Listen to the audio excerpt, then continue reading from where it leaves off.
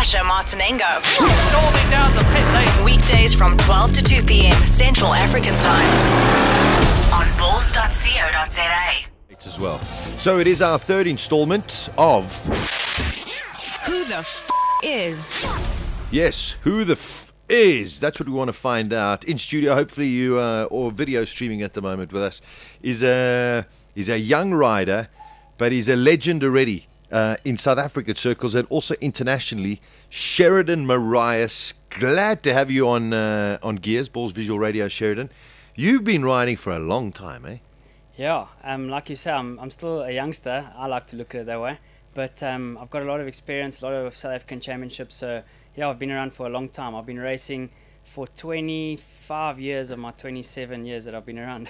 2 years old, you on a bike? Yeah, that's right, yeah. That's incredible. I was driving on the way here this morning. I was going, how many titles has Sheridan won? And I don't know. How many have you won South African titles? I won five titles, SA yeah. titles. Yeah, including that is Super Sport and Superbike. So, yeah. Jeez, that's incredible. And, well, listen, before we talk your racing career, okay, we know you've won five titles, but where are you from originally? Well, from the south, in South Alberton, of Joburg. Yeah, that's Ableton. Right, yeah. I like so Ableton. we've been in Alberton, and yeah, my family stayed there their whole life. So, yeah, that's where I've come from. Now, listen, which parent in the world puts their kid on a motorbike at 2? Not my mom, that's for sure. I can imagine. Yeah, she still doesn't watch my races. So. Oh, really, eh? Yeah, my dad, you know, he raced. Obviously, that's where I got it from. Right. And obviously, the first thing, if he could have had me on when I came out of my mom, he would have had me on then. But yeah, he had to wait until I was 2. So. Oh, long wait, eh? Yeah, long wait. 2, there we go. Okay, nappy, Yeah. clean, there we go. Get on the. So, I mean, what kind of, did he just put you on a bike together, or was it one of those ones you buy at the garage, the little plastic No, things? it was in those days what you call a Pee Wee 50. It was a little Yamaha. A They still ride 50cc? them. Yeah, that's it. They still At ride 2? them. Yeah, that's right. So I had training wheels on, but yeah, when I was 3, we I did my first race when I was 3. So 3 years old. Yeah. And then, I mean, listen, how did you go to school and race at the same? Did you go to school in the south? I went to Bracken High. I went to Glenview Primary and then to Bracken High. And yeah, it was tough, but I wasn't looking to be a genius. I just wanted to do well with the bike racing, and that panned out. So yeah, I got through school, but fortunately, what I wanted to do is what I'm doing. And did you do any other sports at school? Yeah, I did a bit of rugby and cricket and stuff, the usual, you know, but I wasn't really that interested into it, you know. I suppose the training, I enjoyed the training of it because it was good for the bike racing. Sure. But yeah, my passion's always just been the bikes, eh? And it was always circuits? Always. Always. I mean, you haven't done motocross? I've done motocross when I started racing. I was obviously on the motocross bikes, but I stopped that at the age of 9 and then moved on to the road bikes, yeah. Oh, that's incredible. Listen, I hope your sponsors, Monster, are watching. Never mind listening. I hope they're watching. They'll be watching for sure. You better be watching, guys, because this guy carries your brand very, very well. Yeah. So, you know what I mean? Just take the foot off the hose pipe there. Gooi a couple of more dollars Sheridan's way. You know what I mean? Make sure that the season... Help him tweak the bike. Yeah, Help him tweak the bike a little bit better. Sponsorship is a very difficult thing, Sheridan. I mean, I remember years back... you know, catching up with you up and down the pit lane in the when it was the Power Tour. Yes. I don't remember what bike you were riding at that stage. I don't know, it was a Ducati or was it Suzuki Ducati in those days. And I was always just got to me that guys like yourself were struggling so much to try and get sponsors. Is it come a little bit easier, or are you really still having to fight for it, even with your credibility? Yeah, it's actually, times have gotten a bit tough. I think in everything, times have gotten a bit tough. But back in those days, in 2004 up till 2007, it was pretty easy to get sponsors, you know, for local racing. To go internationally, guys weren't too keen. But it's still tough to get sponsors to go overseas. Sure. And both locally, the guys are struggling as well. But yeah, we've got loyal sponsors on board, and the guys do try help as much as they can. But like I say, you know, times are tough, as you know. No, they are. It's a very, very difficult time to be doing any kind of sport and trying to get sponsorship as well. Sheridan, just to let you know, earlier this morning he sent me a tweet saying, please put some kit on when I arrive later, because there was the whole picture thing. But we'll talk about that a lot later during the course of the show. So I'm glad that I am dressed. Me too. Me too. You know what I mean? Just so we don't get off the wrong footing here as well. My in-studio guest is Sheridan Morais. He's a 5-time South African champion, national champion. He's been plying his trade overseas for many, many years, coming back, going there, coming back. We'll find out how that's been going, and then, of course, what he's doing at the moment internationally. Super Sports, which is sort of the precursor to Superbikes, and hopefully you'll watch it when Super Sports shows it. So, taking you back a couple of years, it's Wheatus on Gearz, Balls Visual Radio from, well, it's Teenage Dirtbag. He's definitely not a dirtbag. He gets dirty sometimes, that's for sure, when he does some racing. He is... Who the is... Sheridan Morais from Johannesburg, born, a couple of years ago, but he's still a youngster. Sheridan, I want to talk about your local racing before we go on. First of all, I want to know who's been your toughest competitor, South African competitor. He's retired now, but Sean White. He's actually from Zimbabwe, but obviously competed in the South African Championship for a long time. Great guy. Yeah, definitely. He still does a bit of racing off-road and that. And he's about 100 now. Yeah, probably in the shade. Yeah, for sure. But he can still ride a bike, that's for sure. And he's a tough competitor. You must have also. I mean, did you learn from some of these guys? I mean, listen, when you came out of the blocks, everyone was like, "Wow, who is this this little kid?" Yeah. And everyone also was chasing you, but you were chasing them as well. Well, that's it. When I started in national racing, which was really big when I started. Yeah. I mean, I remember coming to the first ever national and having to qualify because you could only get 40 people on the grid. So incredible. Yeah, you know, things have gone a bit south from there, but it's looking good again. I used to race against the likes of Russell Wood, Greg Dreyer, and I learned a hell of a lot from those Greg guys. Dreyer, a bit of a wild kid, eh? Yeah. Well, all of you guys are like, all of you guys. Yeah. No, I wouldn't say all of you older guys. All of you guys are like that. All of you guys are like that. I mean, listen, it's as competitive as it is when you're on circuit, when you're on the track, and we're talking locally now. Yeah. Is there quite a good sort of brotherly camaraderie amongst the riders? Oh, completely. In nationals, obviously everyone's friends because it's quite close knit, and everyone's friendly. And you know, besides for on track, obviously there it's every man for himself. But other than that, everyone's friends and keep chatting and the usual. Overseas, same thing. That's what's good about the World Superbike paddock is it's really friendly and there's a good atmosphere about it. The MotoGP paddock is a bit more serious, you know. There's not so many friends, no one talks to each other, that sort of thing. But yeah, that's what's good about our championship is it's really, really atmospheric. Yeah, everyone gets on in World Superbikes except for Max Biaggi. Yeah, well, he does come from MotoGP, so he's just one of his own kind of guys. Yeah. All right, so you raced nationals in South Africa, did very, very well, most probably won a championship. Yeah. Then you start looking abroad. How did that first come about? When did it come about? How long ago did you go over and do your first international race? Well, it's been a long road. Like I've been trying to make it over there since 2004. I got my first ride in Australia. Actually, it was my first international ride, where I finished on the podium in the Australian Superbikes, and that was in 2005. So yeah, it's been a long road since then. I've just been fighting to get over there, and I've had the odd wild card. Yeah. Last year I had a good crowd of guys. Ducati Durban. They helped me to get my first full ride in the World Superstocks, and that was in 2007. Incredible. So yeah, they really helped me a lot back then, and now it's I've done a lot. Since then I had one season, then I injured myself, I was out for a season, and then since last year I've had a full ride. So since last year I've actually been able to crack the whip. All right, we're going to get into cracking the whip and the full ride. There's something that I want to ask, and I've noticed, I've been watching, I'm not actually good at all on two wheels, but I love watching it. I think it's a terrific sport. I love watching it. I love seeing what happens. But I've noticed over the last 2-3 seasons that we're seeing more and more big accidents in two-wheel racing. Yeah. Is there a reason for this? I mean, or is it, I mean, besides trying to find the limit, is it because that maybe the technology is changing on the bikes, or is it just, you know, bike rider error? I think it's obviously error from some parts, sure. But I think it's more the pace is so hot nowadays, you know. In years gone by, there's been 4 riders that are leaps ahead of everybody else. Sure. Now there's 30 guys that can be up at the front. So I think the pace is just so hot now that everyone's on the limit, and that's why there's so many crashes. This year alone, I've crashed out of 2 races. So yeah, it is tough, but that's the way it goes when you want to win races, I suppose. No, of course. I mean, that as we say here, balls to the wall. Yeah, exactly. Yeah. But if you, I mean, listen, let's talk about those accidents you had this year, and then we'll go back to how it all started last year. But I mean, you were telling me off air, I remember the one in Monza, but I don't remember the one in Imola. But you had 2 accidents in Italy recently, but the one was a pretty heavy one. Yeah, it was quite a big one. I high-sided in the rain at Monza, and I was just sliding on the tar, which was okay. It wasn't too bad. But then my bike ricocheted off the wall and came straight back into me. Yeah. So it was a proper one. I thought I actually got hit by another bike because I didn't actually see the bike hit me. So yeah, I don't know. When I stood up, my leg was just dead. I didn't realize what had happened in that.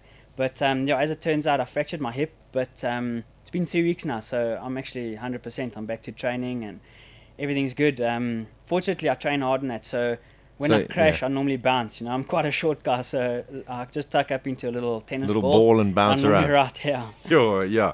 Listen, because I mean, having a crash is not any fun at all. So let's go back start of 2011. Yeah. So there was your first year of going into full-time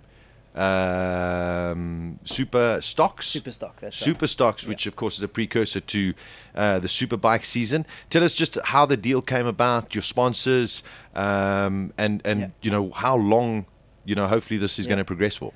Well, so with Kawasaki, I've had a really good relationship. My first season in the nationals was Kawasaki. Yep. I raced for another 3 seasons from there with them. I won championships with them then. Then I moved, I did a season on a Suzuki and a Ducati, and then I came back to Kawasaki and won another 2-3 championships.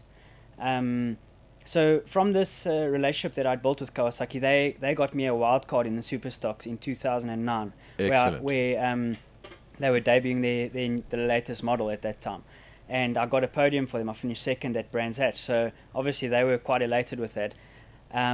2010 was pretty much that was the year when I'd hurt myself, so it wasn't I didn't do much in 2010. I had rides available overseas, but obviously I couldn't commit to them because I was injured. But yeah, 2011 Kawasaki gave me the full ride, the factory ride with Kawasaki, and again it was with a new model. So I managed to get a podium at the last round in Portimao, but other than that, it was quite a tough season because Super Stocks is really competitive. Sure. Well, we see it. I mean, it's incredible riding. That's it. Yeah, exactly. I was the top finishing Japanese bike, which is really important to Kawasaki, not to me. I mean, what's important to me is to be at the front. But yeah, I finished top 10 in the championship. I think I got 7th or 8th. And from there, obviously for this year, being top Kawasaki, they offered me the Super Sport ride with Kawasaki. So this has been my dream, to go Super Sport and eventually Superbike. So I'm at the first step of my dream, and to win this would be really important for me, yeah. And the great thing is, I mean, you've got the support, even though you had a year off in 2010, they were still there in 2011, you gave them the results. So 2012, you still got quite a few races to go this season, and hopefully podiums and wins. Well, that's it. I think I've proved that I'm on the pace, because qualifying I'm on the front row, and in the race, Imola I was leading and then crashed. So, yeah, I'm definitely proving to be there, but I just got to, in the race, just put a race together. This is something I've been fighting for so long, so once it comes, it's going to be sweet. Yeah. No, it is. Also, I'm going to all of these new circuits as well. I mean, are you one of those riders who you can pick up how to ride a track pretty easily? Yeah, I think at that sort of level, all the riders can. Maybe the guys 30th and back maybe take a bit more strain. But generally, you pick up on the circuits really quick. At that level, everyone can learn a track within 30 minutes. So that's incredible stuff. All right, we're going to talk a lot about 2012, where you want to go further with super sports, and then of course into super bikes. Also going to talk about some of your favorite tracks and not so favorite tracks. So stick around. It's Balls Visual Radio. In studio guest this afternoon, Sheridan Morais, the Shez Show, right here on Gearz. It is John Sakata, Balls Visual Radio, Gearz. Stop. That's the one thing you don't want to do, especially in the wet weather, too quickly, especially if you're riding a motorcycle, and that is stop too hard, because it really gets a little bit sore. In studio with me, it is the legend, 5-time South African national superbike and super stocks, super sport champion, Sheridan Morais, he's going to be. When are you jetting out again? Saturday? Yeah, Saturday afternoon. And where's your next race? The next race at Misano, Italy. Misano. Yeah. All right. Well, hopefully, as I said to you, maybe we'll catch up with Sheridan next Friday. Yeah. Or Thursday, just before he gets ready for practices and those kind of things. So Sheridan Morais in studio guest. Sheridan, I spoke about locally the guys that you used to race against. Have you, now that you're so committed to the super sports now internationally, have you, when you've had time out or whatever, perhaps thought, let me just go and do a race here in South Africa just to show the boys? Yeah, last year I actually got involved a little bit because Kawasaki needed help with the super sports. David McFadden was fighting Honda to win the championship. And Kawasaki asked me to race just to help with points. And yeah, it was fun. I ended up doing the 1,000 race as well as the 600 super sports. Both, yeah. And yeah, I won all of them. So it was a gas. But you know, it wasn't easy. Like I didn't win by 15 seconds. No. In the 1,000 class, I won by really far. But the super sports was really competitive. Like I think there were 6 or 7 of us all dicing for the lead. So. Well, I want to ask you your opinion on that, because you know you always sit there and go super sports, and then you go super bikes, and you always sit there and go super bikes is the premier. Yeah. But at the 600, I mean, you got the Sellers of the world, the Isaacs, right, all of these guys who've been on super bikes before as well. Why are they mixing it around? I think because the class is so competitive, you know. Okay. Thousands, it's spread out quite a lot, you know. 9 World Superbikes, fortunately, it's not that way. Yes. But in previous years, it has been, whereas World Supersport has always been really close. So I think that's the reason. The manufacturers are pushing for that because Honda have got quite a big setup in the Supersport locally. Yeah. So obviously all the other manufacturers want a piece of that as well. So yeah, but it is a really competitive class. I think if the riders from the Supersports in South Africa would step up to Superbike, I think it would be a lot more competitive than what it is now.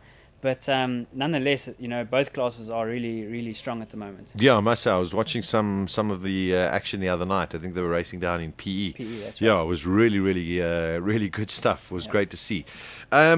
So, super sports, that's where Sheridan. I want to ask you about racetracks. I mean, I asked you, can you learn them pretty quickly, and it seems as though you can. Have you ever got to a circuit, whether it be locally or internationally, and you just gone, I really don't like this place? Yeah, you know, there's a circuit. Okay, a lot of them are tough, but you know you like them. But Magny-Cours as a circuit for me is really it's a bit boring. So you know, from the first session, I struggled because I didn't click with the track, and also it's in the middle of nowhere. Yeah, exactly. Yeah, there's nothing to do around it. It's like Velcom. Yeah, there's a go-kart track that you can go do a few laps on, but that is it. And I would say just Magny-Cours. Magny-Cours for me is really boring. But other than that, all the tracks in the world, both South Africa, overseas, you know, all of them are really, really good. Yeah, I mean, and also you got to get your head around it. You got to sit there and say, "Tough luck, it's the same for everyone." You have to deal with it. We got to be there. We've got a little bit of a challenge from Darren Lobb. He says, Shez, he wants to do a shootout swap with you. He wants to drive your bike, okay, the Kawasaki, and he will let you drive his BMW 335 production car. Now that sounds like a deal to me. I'd like to go sideways in that thing. That's it, Darren. So there we go. That's your challenge, Darren. I know you're listening. So sort it out. Find out when Sheridan's back in SA, and make sure that everything is catered for, so we can come there along with our cameras, and we expect proper champagne, Darren, and all of those kind of things, to sit there and watch the two of you have a go. But that would be a lot of fun. Yeah, definitely. I mean, if we can get that, Darren, if you can sort that out and get it together, I would be grateful to come there also with our cameras and actually shoot it as well. It'd be a lot of fun. That would be exciting for sure. That would be very, very cool. All right, super sports. This is where you are at the moment. In terms, who's your teammate? Kenan Tufoglu. The Turkish guy. That's right. Yeah, he's a top class. That's right. Jeez, and you beating him. Yeah. Well, I've beat him in one race, but he's really good. He's got the best world record for super sports. You know. Correct. He's won the championship twice, and I think he's won something like 17 or 20 race wins. So. Yeah, he's a tough competitor, but a good guy. Good guy, and I can definitely learn from him. You know, I've just come from South African racing, so it's a lot different over there. You got a lot of electronics on the bikes, and you know, you would know what Formula One does. Not quite there, but it's not far off, I tell you.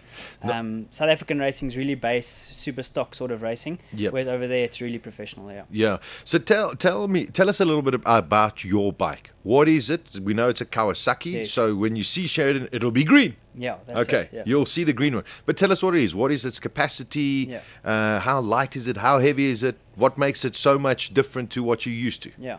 Well, pretty much it's a fully modified ZX6 road bike. So it's as you see on the road on the street. All right. It's got a fully modified engine, chassis, that sort of thing. It's got to be a standard silhouette, so the bike's got to look the same. But other than that, they can modify absolutely everything on the bike. So it's about, if you compare it to a standard road bike, I would say at best it would be about 8 to 10 seconds slower a lap. And you know that's quite a bit. It's a long way. That's a long way, yeah. So there's a lot that's been done to the bike, and like I say, from the racing in South Africa, the bike's even very different to that. There's a good 4 seconds a lap time, a lap per lap in that. So the bike, they're really advanced over there. But when you get to superbike, it's even more advanced. There, the bikes are really, really difficult to set up because they've got so much horsepower. They've got so many different geometries and chassis. So yeah, things are complicated. And of course, it goes circuit by circuit. You've got to have a slightly different setup, just as in any kind of racing. That's right, yeah. Pretty complicated. So what are your goals now? I mean, you recovered from all of your injuries, which is great. You're going back to Italy. Hopefully it's not going to be a bad, bad psychologically for you. But Misano is a great circuit, gets a great crowd as well. Yeah. What is your goal for the rest of the season? Well, my goal, Kawasaki's goal for me is for me to just finish top 6 when I've finished. I've had 3 top 6s at the moment, all being 6th place. Okay. But I'm not happy with that. So my goals is to be on the podium. Because finishing on the podium, okay, like Kawasaki say, top 6 would secure my ride for next year because that's what they're happy with. Okay. But top 3 for me would set the margin for me to win next year, because that's the goal. I'm not looking to just score points. Sure. I'm looking to win races. So I've won a few championships in South Africa, so I sort of know what it comes to do, what you need to win the championship. And if I can just start off with a nice base from finishing this year off strong, that would be good. The one thing I wanted to ask you, I had young Brad Binder in here the other day. Racing in Europe, when it does get wet, because in South Africa we have some wet races, but not traditionally. I mean, you grow up racing in dry, hot conditions. Yeah. How much of a change is it to see the difference between your craft and those who have learnt their racecraft the whole time in Europe? Well, there is. I mean, that's why I crashed in Monza, because we don't get to ride in the wet nearly enough. I've been racing in South Africa forever, and I've had 2 wet races, and those weren't exactly wet. It was sort of wet, dry, in between. Whereas over there, when it rains, like, you can take a jet ski out, sort of thing. Yeah. So it does definitely play a role, but fortunately now, a lot of our practice sessions are wet and that, so we're coming to grips with it. Getting better and better. But as you can see, it's not that we're slow in the rain. We just don't know what to expect. So we go fast and crash, or we don't do well in the race, something like that. But we are getting better with it. So yeah, I mean, even little Brad Binder, he is improving a lot in the wet, because at first he was really slow in the wet, and now he's sort of come to grips and he's top 10 sort of thing in the wet. Yeah. Now there's a couple other South Africans that are racing with you in the same series over there. Finding it just as tough, or how they progressing, how they doing? Do you guys talk a lot when you're there? Yeah. Well, definitely. There's a good camaraderie between all of the South Africans, both locally and the guys that are overseas. So, myself, Ronan, and Matthew Skoltz, we are all in the super sport class. And this is his 2nd season in the championship, so he's progressed nicely on this year. Yeah. Matthew Skoltz is a youngster from Durban, and he actually, obviously being South African, but he's grown up sort of racing in Spain, so he's got a good base behind him and a good future ahead, I think, because he's a youngster. I think he's only 19 or 20, and he's doing really well. Race-wise, he's been crashing a lot, but he's a youngster. So, but in the race, he's been out-qualifying Ronan Cornby on a few occasions, so he's been really impressive. And on the pace. So, I'm sure we'll get a good finish from him as well. Well, it's great to see quite a few South Africans getting up there. Very interesting question is coming from Taste Brits. What is the difference between a super sport bike, a super bike, and a MotoGP bike? Okay, so look, a MotoGP bike is obviously, that's like a Formula One. You'll never be able to buy one of them. And you'll pretty much never be able to ride one of them. Yeah, it's a prototype. Absolute prototype, yeah, that's right. So that covers the MotoGP side. Yeah. When you go to Superbike, it's a production-based bike. So again, the silhouette has to be the same, but absolutely everything else on the bike is changed. I rode an Aprilia World Superbike at Kyalami in 2010.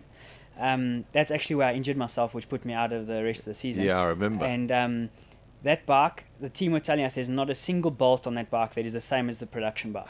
And I could feel it because it was really, really fast. Yeah. Then when you get to Supersport, obviously it's the same sort of thing as Superbike, but cut down a little bit. You know, you run the standard outer forks, that sort of thing. But yeah, still a lot better than the standard bike. Unbelievable. Sheridan, listen, it's great to have you here back in South Africa. Glad that you've recovered from your injuries. And safe journeys off through to Italy next week. And then there afterwards, give us a little bit of a rundown as to where you're going to be all over the world. Yeah, well, I want to... Obviously, it'd be nice to be in contact with you while I'm over there, so we're going to put a big effort in for that. Fantastic. After Italy, I'm based in Italy with the team. And yeah, you say safe. There's been quite a bit of chaos there with these earthquakes going on. It's terrible stuff. My team's base, they've actually been, I mean, my team runs a big setup, and they're having to sleep in tents outside their house because the houses are cracked. And so I'm a bit nervous of going back and, you know, thinking of the guys over there because there's a lot of guys without housing and, you know, it's been quite serious, those earthquakes. So, and it's all around that area. Well, that's it, exactly. So Mazzano is a bit further away from there, so hopefully we have nothing going on while we're there. But after that, I'm based in Italy, like I say. We go to Aragon, which is an insane circuit. That is really, really impressive. Brilliant. It's something you can't explain. It's very undulating, long. So, yeah, I think on the Superstock last year, we did 323 k's an hour on GPS. Wow. So it is extremely, extremely fast. Then from there, we've got a race at Silverstone. And Stunning. Then at Moscow. Moscow is one to look forward to because it's that's a brand new circuit. Brand new, so that's going to be exciting, yeah. Oh, that's brilliant. Sheridan, we're definitely going to be following you and hopefully, you know, chat to you a couple of times before during a weekend or whatever when you got a time. We don't want to put that pressure on you, but if you do have a gap and you're feeling in the mood, for sure, make sure you get in touch with us. It's great to have you here. Who the is Sheridan Morais? All of the best. Who the is?